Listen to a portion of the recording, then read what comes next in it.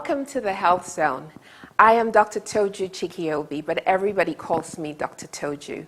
Today we're going to be talking about diarrhea. And with me in the studio is Dr.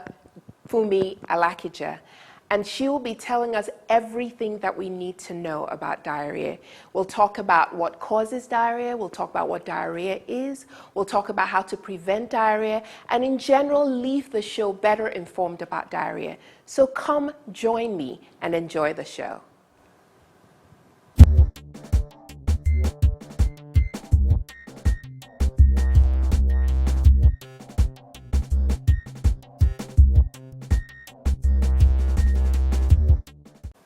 On this episode of the Health Zone, we will be discussing diarrhea.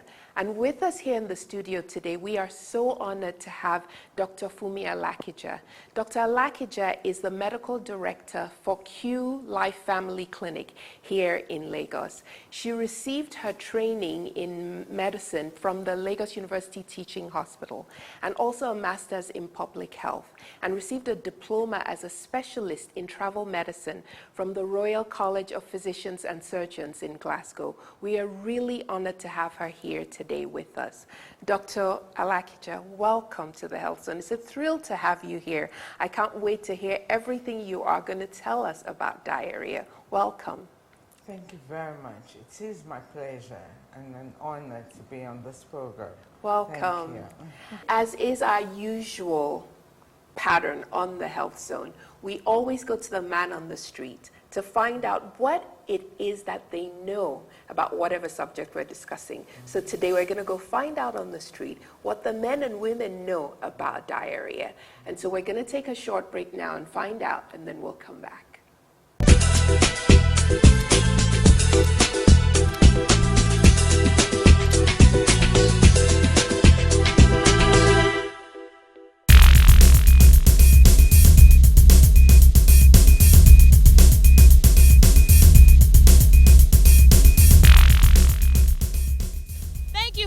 Tuned to another segment of Man on the Street on Health Zone.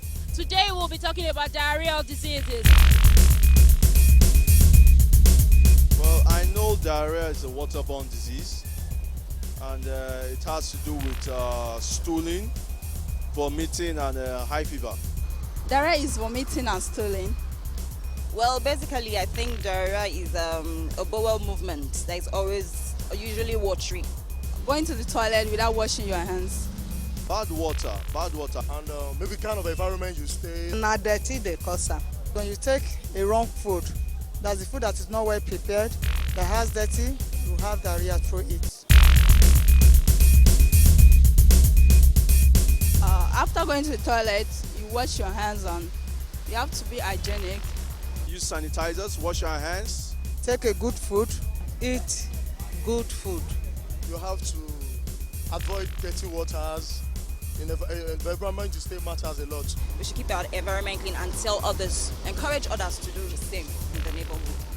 Watch the food you eat outside, especially outside, not indoor. So you will avoid diarrhea through it. Thank you once again for staying tuned to Man on the Street on Health Zone. You have heard people on the street say what they know about diarrheal diseases. Now let us go back to the studio to Dr. Toju, who will tell us what diarrhea really is.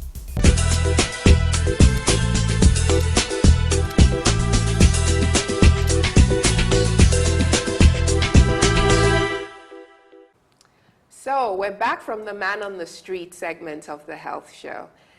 Dr. Alakija, that was really very interesting because a lot of the comments, people seem to know a little bit about diarrhea and what causes it. So can you tell us, so that we all know, what is diarrhea and why is it so important? Okay. Diarrhea is the passage of loose watery stools about 3 or more times a day, or more frequently than the individual usually would pass. Okay. I mean, that's a broad definition of diarrhea. Okay. Yes. All right. Why is diarrhea so important in Africa? Diarrhea is the second killer of children below the age of 5 years. Wow. All over the world, and especially in sub-Saharan Africa and Southeast Asia, Okay. where we have most of the low-income and less privileged children. Okay. Yeah. So it seems as if this is really a message for people who have young children. Yeah, this message really is for everybody, because that age group do not take care of themselves. Yeah, that's what I mean. Their So, parents. the Yes, parents, the yes, caregivers, exactly. the food handlers. Yes, exactly. And indeed everybody, because, Yes. you know, everybody gets diarrhea. Yes. And it's just as bad in most people. It's just Okay. that age group is particularly vulnerable. Yes, yes. You know, so yeah. So it's a message for everybody. Really. Very Yes. good. So what causes diarrhea? Okay. Diarrhea is usually caused by germs or Yes. pathogens, as we Yes. call them. These could be viruses, they could be bacteria, they could be parasites. Okay. You know, they cause diarrhea. Well, how do we get them? Yes. We usually get them through contamination of food or water by stool, Okay. contaminated stool. Okay. Okay. So it's from somebody's stool to somebody else's mouth. Exactly. That's usually the route. We could also get it could be transmitted through flies Okay. that are perched on stools, Yes. defecated, you know, indiscriminately, Yes. and then that have fed on food that we are going to eat. It could also be transmitted. I think I talked about the food, water. Yes. Water being contaminated, Yes, yes. whether through the pipes or, you know, from being fed from the river or wells. Okay. Also, it could be through contamination of objects Okay. that we use Okay. in the kitchen or, you know, around. You know, children, they put their hands in the mouth ever so often. So that adult that has gone to the toilet and touched the doorknob without washing his or her hands has exposed the next person touching the knobs Yes. to germs that could cause diarrhea. So when a child gets diarrhea, for example, or an adult gets diarrhea, we know, as you defined it for us, that it means that you have to have loose stools, watery stools, 3 or more per day. So what other kinds of symptoms, for example, do children get that could be dangerous for them? There will be signs of dehydration, because the major thing that happens with diarrhea is dehydration. What do you mean by dehydration? They're losing a lot of body fluids. Okay, okay. And you know that for children, fluid constitutes about 3/4 of their body weight. Yes, yes. So it means a lot to them when they lose, you know, the impact is much quicker, seen and felt in children. Okay. So they begin to get thirsty, or usually thirsty. They start to get weak. They're less active. The body feels a bit warm and dry. They're weak. They're not active, you know. And they're uncomfortable. They have cramps. You know, they're crying, you know, because some of them can't talk or tell you some of these things. You have to be observant. You notice they're crying unusually, you know. These are some of the common things that you observe, you know, in these children. And then the urine, oh yes, the urine will be very dark. Okay. They're either not passing enough or they're passing very little. They're not passing at all, they're passing very little and very dark.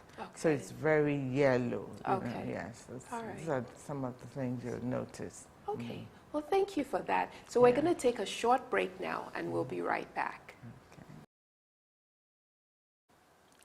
Welcome back to the show. With us today, we have Dr. Alakija, and we're talking about diarrhea. So, Dr. Alakija, you mentioned about dehydration being what really happens when we have diarrhea.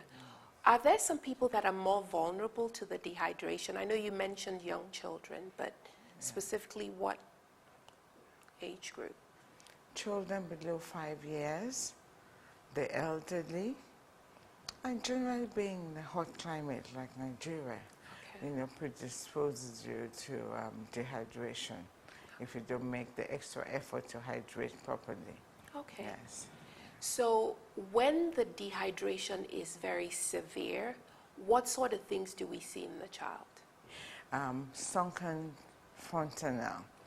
By fontanelle, I mean the soft part on the baby's head. So the baby's the soft spot on the baby's soft head. spot. I'm sure we're all familiar with that.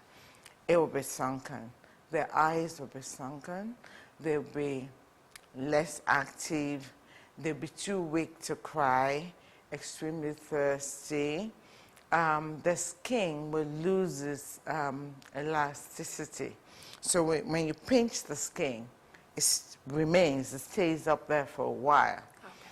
And that the skin becomes wrinkled, it's dry, they get very irritable, they have cramps. Yes, this is some of the very common things. Yes. I talked about the urine gets even darker. Okay. At some point, they might even stop passing urine because, they don't have that much fluid left in them. Okay. Yes, yes. So is there a remedy? How do we treat diarrhea? Yes, there is a solution, and this is oral rehydration. Okay. Oral Therapy. rehydration. Yes. Okay. Everybody has salt and water in their homes. You can constitute it yourself. You can buy the ready-made sachets, which are better in that they have, other useful elements in them, like zinc and other electrolytes. Okay. So, they're affordable, they're readily available. And I think every mother, every caregiver should have those within easy reach. Okay. Yes.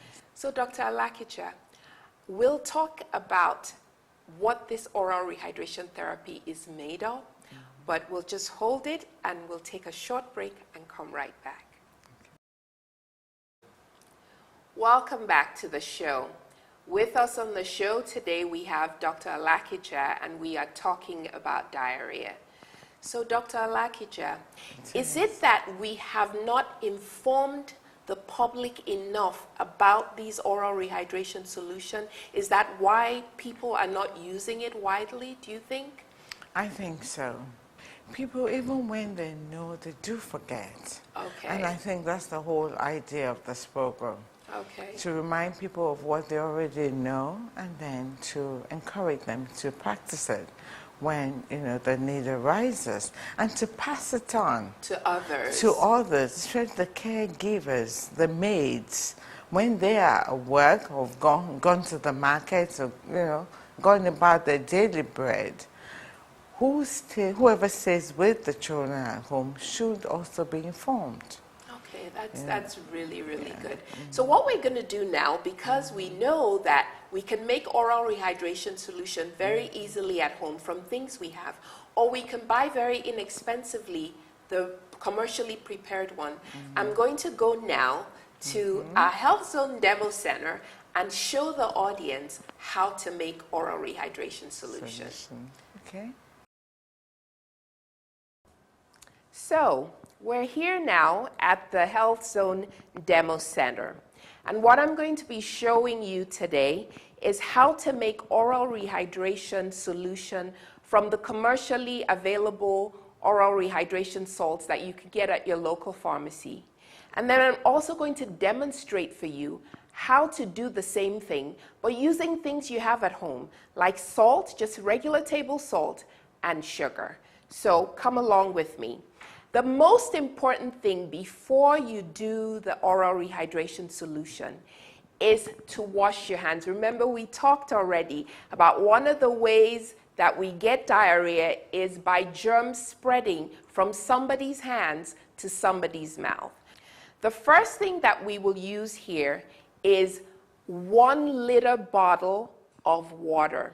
So I will demonstrate with the oral rehydration salts that you buy from your local pharmacy. The first thing I'm going to use here is an empty container. The container must be washed and clean.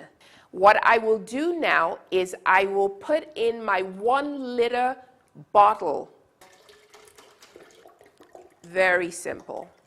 So we empty that in there. The next thing is to take our commercially available oral rehydration salt and you empty it into the water in your clean container. We now stir it up until it is completely dissolved. For a baby that is 2 years and under, you want that child to take about 100 to 200 milliliters of this solution with every stool. So now we go to how you make it simply at home when you do not have the commercially prepared ones. You empty your 1 liter bottle of water into your container or your boiled, cooled water, and you're going to use level teaspoons of sugar. So how do you level? You take 1 teaspoon, you run a knife over the top to make it flat. That's what we call 1 level teaspoon. So we're going to add 6 of these. Some people say add 8 of it. And then we're going to add half a teaspoon of salt. Again, you do it the same way. Heap it up, level it with your knife, and you add it. And you stir it up. Oral rehydration solution, especially this sort that I've made, that I've reconstituted at home, is just in an emergency. It's for you to use until you can get the commercially prepared kind, or you can get your child to a hospital. So I hope you guys have learned a lot from this short demonstration, and we will go back now and continue our conversation with Dr. Alakija. So we're here in the studio talking with Dr. Alakija about diarrhea. So Dr. Alakija, how do we prevent diarrhea? Hand washing. We cannot underestimate the importance of hand washing.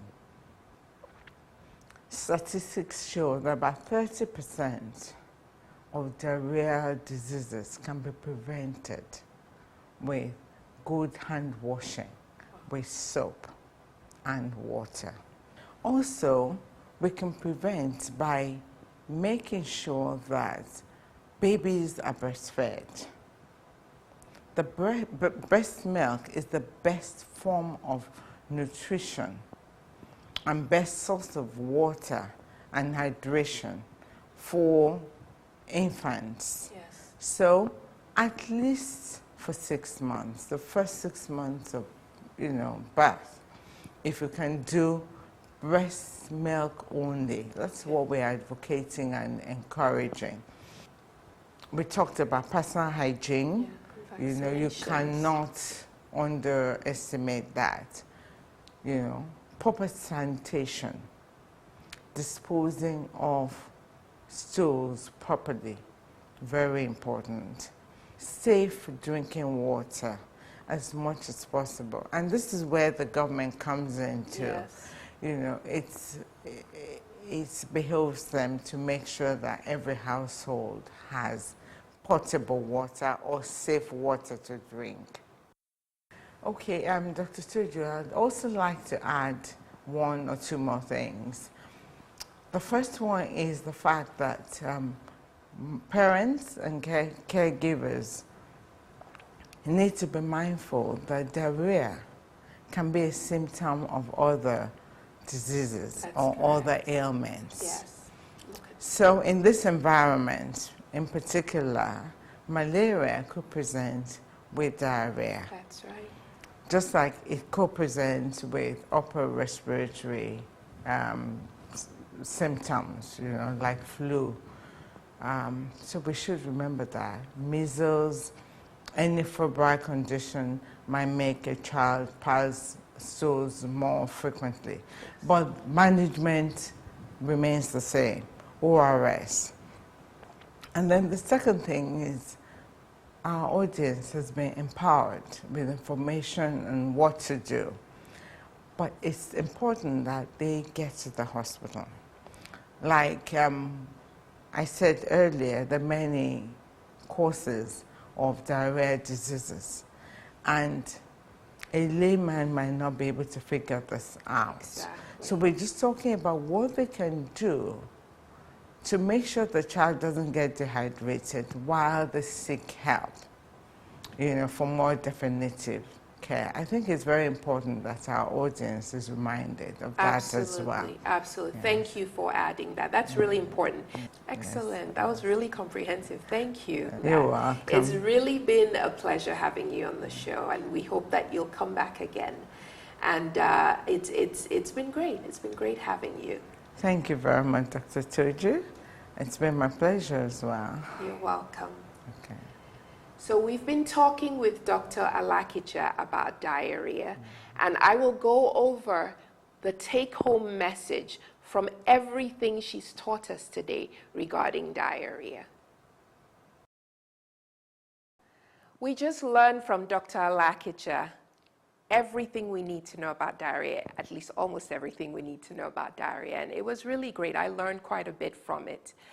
But what is the take-home message from everything that she said? The first thing is that regarding prevention of diarrhea, hand washing, hand washing, hand washing. Not just run your hands quickly under the tap, but soap and water. The second thing she mentioned is making sure that we have safe drinking water. Dispose of human waste appropriately. Let us try not to defecate in public spaces where flies can get at them and then get on our food. Let's just manage the way we dispose of our human waste. Lastly, we talked about how you can prevent it in a child. She said breastfeeding is critical. Breastfeeding has a lot of antibodies that will protect the baby against diarrhea. While they're babies, giving the rotavirus vaccine, because rotavirus causes 40% of all diarrhea in children under age 5. So giving the rotavirus vaccine, 3 doses between birth and 4 months of age, will also protect your child from diarrhea. Use oral rehydration salts at the first sign of your child having diarrhea. And in addition to that, please don't forget to give zinc tablets. These are also commercially available. They dissolve very easily in a small amount of water. And it's important to give your child zinc tablets for about 10 to 14 days following a bout of diarrhea. And I hope you've learned as much as I've learned today. It's been terrific having Dr. Alakija with us on the diarrhea episode. And until I see you next time, stay healthy.